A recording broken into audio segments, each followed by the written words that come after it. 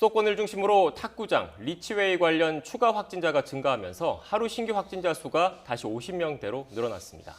꼬리를 물고 이어지는 연쇄 감염이 점차 고령층으로 번지면서 중증 환자 발생에 대한 우려도 커지고 있습니다. 전문가와 함께 이야기 나눠보겠습니다. 대한의사협회 과학검증위원장인 최재욱 고려대 의대 예방의학교실 교수 나오셨습니다. 어서 오십시오. 안녕하세요. 네, 안녕하세요. 교수님, 앞서 말씀드린 대로 어제 하루 신규 확진자가 50명을 기록했습니다. 최근 들어서 30명대에서 50명대를 오르락내리락 하고 있거든요. 현재 상황 어떻게 보고 계십니까? 네, 말씀하신 대로 지금 수도권 지역에서 산발적 집단 감염이 계속적으로 이어지고 있고요.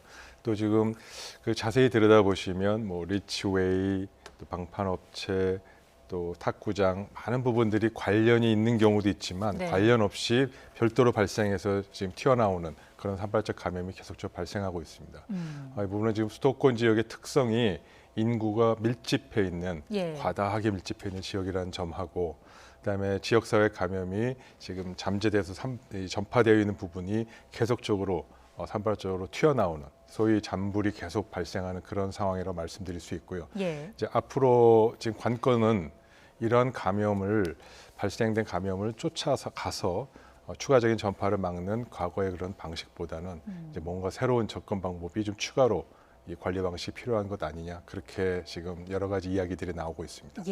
앞서 간략하게 설명을 해주셨습니다만은 수도권에서 나오고 있는 높은 감염률, 이게 어느 정도로 위험한 건가요?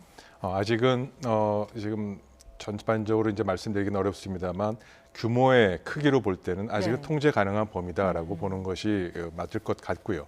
다만 지금 이제 전문가들도 그렇고 방역 당국도 굉장히 조마조마하게 생각하는 것이 지금은 그래도 국민들이 사회적 거리두기라는 이런 형식 참여를 통해서 지금 그래도 어느 정도 통제가 좀 그래도 많이 되고 있는 편이거든요. 그러나 이런 부분들이 아까 말씀드린 대로 이 수도권이라는 것은 밀집돼 있는 인구가 모여 있는 곳이고 또 그리고 굉장히 다양한 계층이 있고 산업장도 많고 쉼터와 같은 사회복지 시설도 굉장히 많습니다. 그래서 이러한 그 위험한 업종, 소위 뭐 세 가지 밀이라고 이렇게 3밀이라고 표현을 하셨습니다만 밀접한, 밀집한, 밀폐된 공간에서 혹시라도 이 집단적으로 발생할 가능성이 있기 때문에 굉장히 우려를 지금 해야 될 상황이고 심각하게 경계를 해야 될 상황이라고 보입니다. 네. 교수님, 방문업체 탁구장발 감염고리가 고령층을 향하고 있는 게 우려스러운 부분이거든요. 네, 맞습니다. 특히 이제 고령층 같은 경우에는 치명률이 높기 때문에 뭐랄까요, 좀 우려스러운, 걱정스러운 부분이 좀 많은데 어떻게 보십니까? 뭐 말씀하신 대로 이 방문업체뿐만 아니고 사회복지시설, 그다음에 노인 요양 쉼터 이런 부분 다 고령자입니다. 고령자분은 지금 80대인 경우는 사망률이 거의 23%에 달하고요. 감염자 중에 70대가 되면 한 10% 정도 되고요. 60%만 되더라도 벌써 퍼센티지가 굉장히 올라갑니다. 그래서 이 고령자분에게 감염이 되지 않도록 하는 부분은 감염이 되고 나서 적절히 조치하는 것보다는 감염이 안 되도록 막는 게 가장 더 중요하고요. 그러한 면에서 이런 고위험 이 취약계층, 즉 이 고령자 그리고 밀폐된 공간에서 밀집해서 장기간 같이 거주하는 이런 공간에 대한 부분은 보다 더 선제적으로 사전 검사와 사전 예방 체계 그리고 통제가 좀 필요합니다. 이미 아시다시피 요양원 같은 경우는 출입이 통제된 지 벌써 4개월이 넘었습니다. 그리고 이미 서울과 경기 지역 같은 경우는 일부 지역은 전수 PCR 검사도 한 바가 있습니다. 근데 한 번으로도 족하지 않고요. 주기적으로 PCR 검사가 됐든 항원 검사가 됐든 항체 검사가 됐든 그다음에 지금 관리하고 있는 그런 통제 부분들을 좀 더 한번 다시 정기 점검을 다시 한번 해서 수시로 계속적으로 모니터링하는 것이 더 필요할 것 같습니다. 예방이 중요하다라고 말씀을 해주셨는데 사실 그 가족 간 전파로 인한 고령층의 감염 우려가 높은 상황이지 않습니까? 이게 사실상 또 제일 막기 어려운 게 가족 간 전파가 아닐까 싶기도 하고요. 어떻습니까? 그렇죠.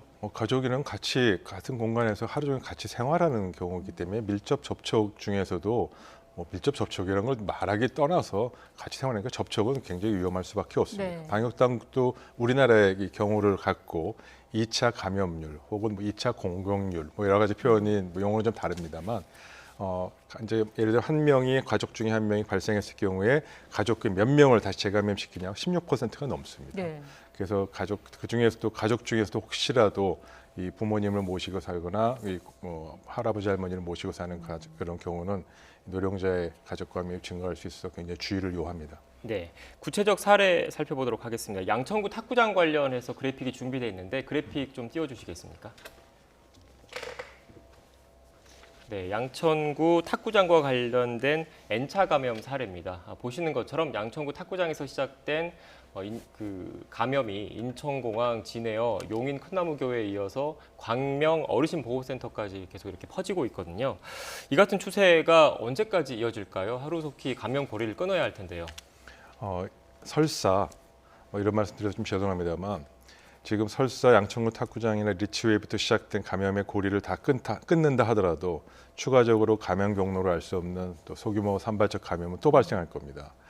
이러한 점은 이 코로나19 감염이 전체적으로 종식될 때까지는 피할 수 없는 것이라고 보는 것이 맞겠고요. 네. 따라서 장기전, 금년 말이 될지 내년이 될지 혹은 좀 아까 미국의 그 국립감염병 알레르기 연구소 닥터 파우치가 얘기했듯이 이제 시작이다라는 표현을 하는 것이 맞을지 이 부분은 어느 정도 다 동의를 해야 될 상황이고요. 그런 면에서 조금 어렵더라도 좀 암울하더라도 장기전을 어떻게 대비할 것인지 그리고 그런 장기전을 대비하기 위해서는 또 우리가 어떤 마음을 가져야 될지 네. 이 부분 일희일비하지 않고 몇 명, 한 20명 증가에 따라서 이것 때문에 좀 속상해하거나 짜증내거나 하는 것이 아니라 이 부분이 통제 가능한 범위이냐 그리고 이런 통제 가능한 범위라는 것이 구체적으로 사망자를 줄이고 계속적으로 관리가 가능한 범위냐라는 관점에서 보시는 것이 좋지 않을까 생각됩니다. 예. 그 송파 강남 대성학원 급식실에서 일하는 조리 보조원도 이 탁구장에 다녀온 이후에 네. 코로나19의 확진 판정을 받았습니다. 근데 이 경우에는 또 탁구장 방문 나흘 뒤부터 근육통과 어지러움 증상이 나타났는데 8일까지 그 닷새 동안 근무를 했던 것으로 알려졌거든요. 아직까지 추가 감염자는 없는 것 같은데 계속해서 그래도 고삐는 늦추지 말아야겠죠. 네네. 그 점이 바로 그 중요한 점입니다. 좀 아까 뉴스 자료에 나왔습니다만 WHO에서 무증상 감염에 대한 부분은 갖고 또 논란이 되지 않았습니까? 네. 결국 무증상 감염이라는 부분이 혹은 증상이 가볍게 발열이 있거나 기침 증상이 있다 하더라도 이 부분이 코로나19 증상인지 감기 증상인지 네. 아니면 내가 오늘 컨디션이 안 좋아서 그런 것인지 구분이 잘 안 됩니다. 그렇죠. 따라서 이러한 경우에 이 부분은 왜 검사를 안 했냐 혹은 방역 이 정책이나 방역이 좀 미흡했던 거 아니냐 이렇게 보기는 좀 어렵고요. 현실적으로 거의 불가능합니다. 예. 찾기가. 따라서 이러한 경우를 좀 놓고 볼 때 아까도 말씀드렸다시피 지역사회의 무증상 감염이라는 부분과 잠재되어 있는 감염이라는 부분 통제가 사실 거의 불가능합니다. 그래서 조금씩 계속 산발적으로 잠재될 수밖에 없고요. 그러다가 산발적으로 튀어나오는 이런 경우를 어떻게 조기에 찾느냐라는 것은 지금의 역학조사로 충분히 가능하고 방역 네. 정치되지만 근본적인 대책이 좀 필요하겠죠. 네. 그런데 탁구 클럽을 방문을 했던 만큼 자가격리를 했어야 하는 거 아니냐. 그래서 방역망이 허술했던 것 아니냐 이런 지적도 있는 게 사실이거든요. 어떻게 보십니까? 근데 그거는 좀 이제 생각해 볼 지점이 있습니다. 물론 그 방역 당국이 최초에 이 탁구 클럽을 갔다 온 분한테 모두 전수가 돼서 전수 다 자가격리해라고 일시적으로 명령을 내렸으면은 그런 조치가 필요할 수도 있겠는데요. 예. 현실적으로 그럴 수는 없었고요. 또 증상이 있는 경우에 한해서 자가격리를 하거나 보건소를 방문해서 검사하라고 공식적으로 권유를 하거나 네. 그런 조치 부분들이 어떻게 잘 지켜졌는지의 부분 좀 들여다볼 대목은 좀 있을 것 같습니다. 다른 사례도 짚어보겠습니다. 롯데월드에 다녀온 뒤에 확진 판정을 받은 원무고 학생이 네. 이번에 그 입원 후 검사에서 다시 음성이 나왔습니다. 예. 이게 바이러스 양이 적거나 아니면 바이러스의 조각 또는 위양성 가능성까지 언급이 됐다는데 이건 네네. 어떤 의미로 봐야 됩니까? 네, 맞는 말씀입니다. 무슨 그걸 좀 얘기하기 떠나서 예. 보통 고혈압을 하나 예를 들까요? 고혈압은 140에 90이면은 이상이면 고혈압이잖아요. 예. 그렇다고 139라고 해서 고혈압이 아니라고 하긴 그렇죠. 141이라고 해서 반드시 네, 고혈압이라고 교수님. 그렇죠.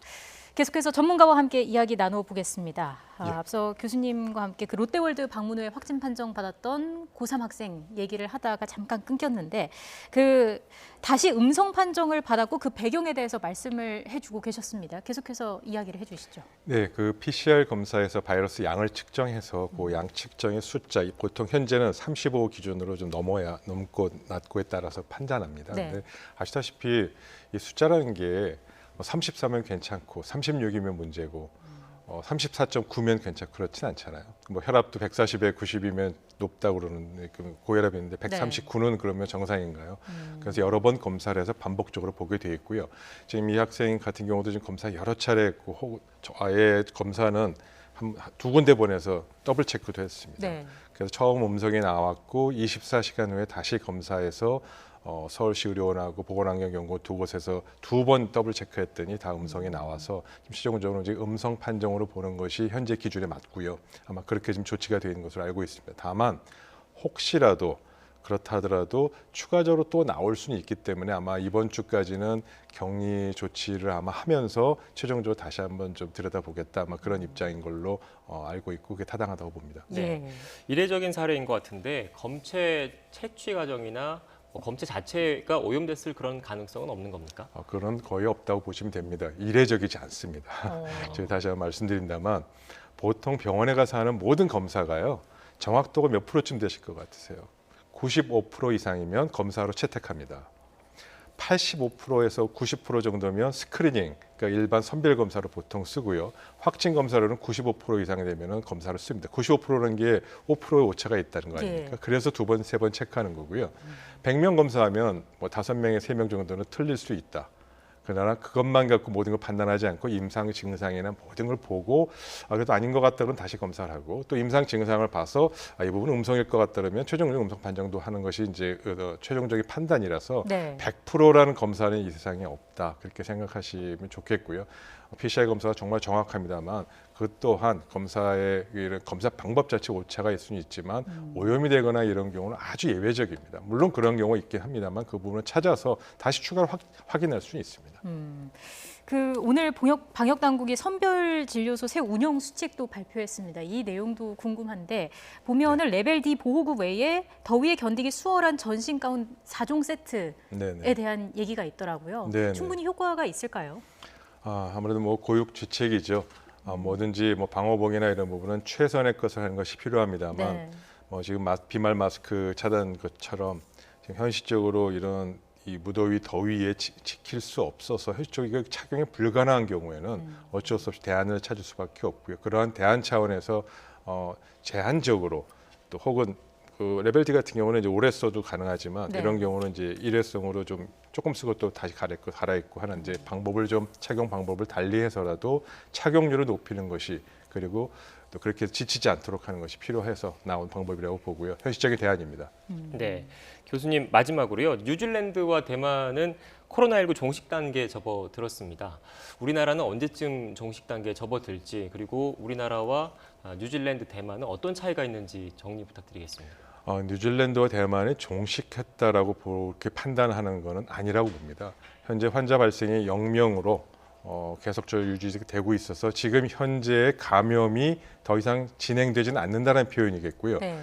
거기 뉴질랜드나 대만도 언제든지 해외에서 환자가 다시 유입돼서 다시 감염이 시작될 수 있습니다.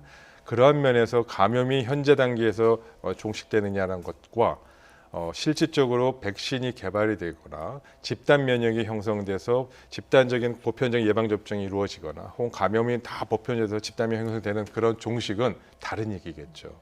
어떤 나라도 전 세계에서 해외 여행과 또 상업 또 비즈니스 때문에 왕래는 해야 됩니다. 따라서 이 보편적인 집단 면역이나 보편적인 감염 이 예방 접종이 이루어지기 전까지는 종식은 불가능하다는 것이 맞겠고요. 그런 차원에서 최소한 내년 정도는 돼야 보편적 예방 접종이 가능하게 될 것이다. 그런 경우에 종식이라는 부분을 좀 논할 수 있지 않겠냐 그렇게 생각해 봅니다. 네, 알겠습니다. 지금까지 대한의사협회 과학검증위원장인 최재욱 고려대 의대 예방의학교실 교수와 함께 이야기 나눠봤습니다. 오늘 말씀 고맙습니다. 고맙습니다.